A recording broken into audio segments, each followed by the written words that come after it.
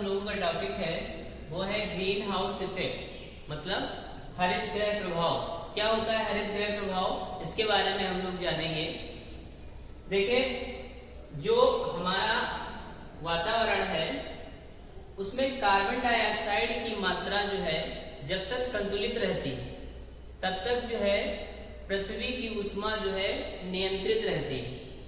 यदि carbon dioxide की मात्रा में वृद्धि हो जाती है, या यूं कह ले हम कि यदि कार्बन डाइऑक्साइड की सांद्रता में वृद्धि हो जाती है तो उसके कारण जो है ग्रीन हाउस इफेक्ट जैसी कंडीशन तैयार हो जाती है। ग्रीन हाउस इफेक्ट का मतलब ये हुआ कि कार्बन डाइऑक्साइड की सांद्रता के बढ़ जाने के कारण हरित गृह प्रभाव उत्पन्न होता है। अब इसमें होता क्या है, हम जानते हैं हरित गृह प्रभाव को उत्पन्न करने वाली कुछ गैसेज हैं, जैसे कार्बन डाइऑक्साइड हो गई, N2O हो गई, मीथेन हो गई और CFC हो गई। ये ग्रीन हाउस इफेक्ट वाली गैसेज हैं जिनके कारण कंडीशन उत्पन्न होती है। इसके बारे में पढ़ेंगे कि ये कैसे होता है, क्यों जरूरी है और इससे क्या हानियां हैं। जरूरी भी है कुछ मायने में। तो अगर हम देखें, अगर कार्बन डाइऑक्साइड की सांद्रता जो है पर्यावरण में बढ़ गई, कंसंट्रेशन इसकी जो है क्या हो गई, बढ़ गई, तो ये जो वातावरण है ये हमारी पृथ्वी, तो जब भी अल्ट्रावायलेट रेज आती हैं तो उनमें क्या होता है, जितनी रेज आती हैं वो कुछ तो अवशोषित कर ली जाती हैं पृथ्वी के द्वारा और कुछ का रिफ्लेक्शन हो जाता है, यानी बैक रेडिएशन हो जाता है। और ये होना बहुत जरूरी है। जब रेडिएशन जो सूर्य की आ रही है वो पृथ्वी के द्वारा अवशोषित कर ली जाएंगी और कुछ रिफ्लेक्ट हो जाएंगी, यानी बैक रेडिएशन हो जाएगा, तब ये पृथ्वी का जो टेम्परेचर है वो कैसा रहेगा, नॉर्मल रहेगा, यानी सामान्य रहेगा। इतना होना तो जरूरी है, ये एक नॉर्मल प्रोसेस है। कैसी प्रोसेस है, नॉर्मल प्रोसेस है, इतना होना जरूरी है। लेकिन एक कंडीशन ये है कि जब मानव के द्वारा किसी चीज का अत्यधिक दोहन किया जाने लगता है, किसी चीज का अत्यधिक इस्तेमाल किया जाने लगता है, तो उसी के कारण कार्बन डाइऑक्साइड गैसेस हो या मीथेन गैस हो या CFC गैस हो, इनकी मात्रा बढ़ जाती है। और जब इनकी मात्रा बढ़ जाएगी तो क्या होगा, पर्यावरण में जो एनवायरमेंट है उसमें जो है इन गैसों की मात्रा जो क्या हो जाएगी, वो भी बढ़ जाएगी, इंक्रीज कर जाएगी, जिसके कारण एक मोटी सी लेयर बन जाएगी। यहाँ पे हमने एक हल्की परत बनाई है किसकी, ग्रीन गैसेस की। ग्रीन गैसेस की जो लेयर है वो हमने कैसी बनाई है, लाइट बहुत पतली बनाई है, और यहाँ पे जो है मोटी बनाई है। मतलब यहाँ पे जो है कार्बन डाइऑक्साइड, मीथेन और क्लोरोफ्लोरोकार्बन, इन गैसों की मात्रा बढ़ गई है। अब जब सूर्य की किरणें आएंगी, रेज आएंगी, अल्ट्रावायलेट रेज आएंगी, तो ये तो पृथ्वी के द्वारा अवशोषित की जाएंगी, लेकिन इनका ज्यादा से ज्यादा बैक रेडिएशन नहीं हो पाएगा।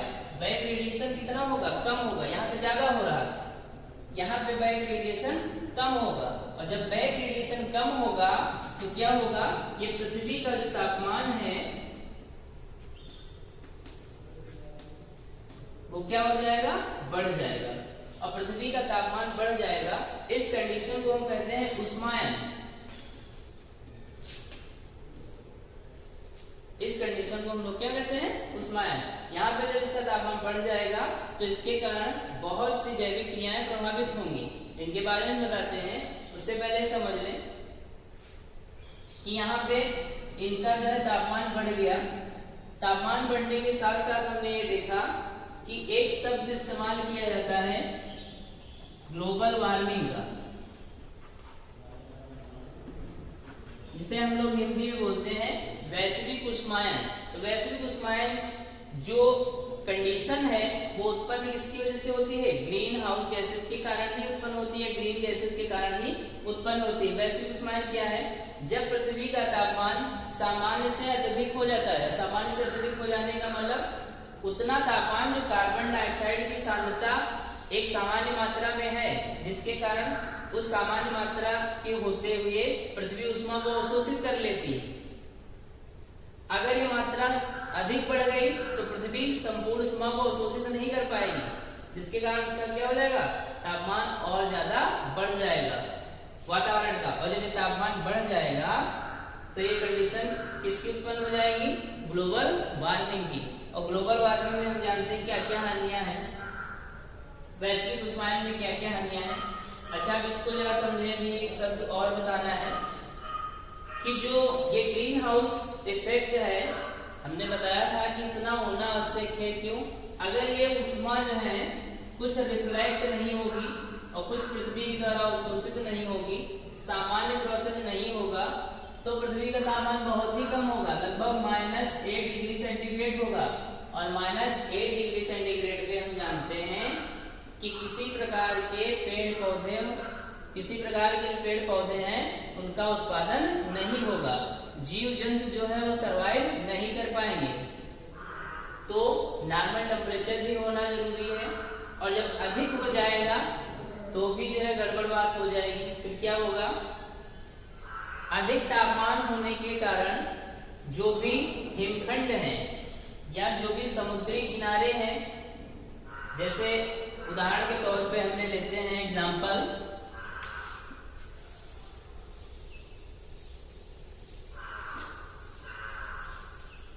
उदाहरण की बात कर लेते हैं,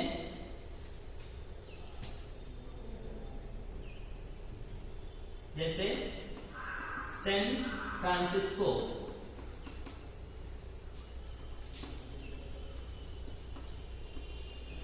या जितने भी समुद्री तटवर्ती क्षेत्र हैं,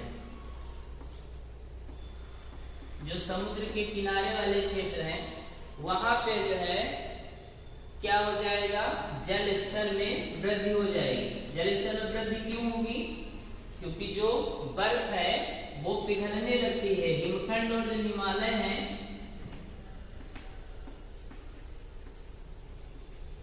वो पिघलने लगते हैं, जिसके कारण समुद्र के जल स्तर में वृद्धि हो जाती है। और जल स्तर में वृद्धि हो जाएगी मतलब वहां का जनजीवन अस्त व्यस्त हो जाएगा। जो भी जीव समुद्री जीव हैं उनके जीवन पर भी बुरा प्रभाव पड़ेगा।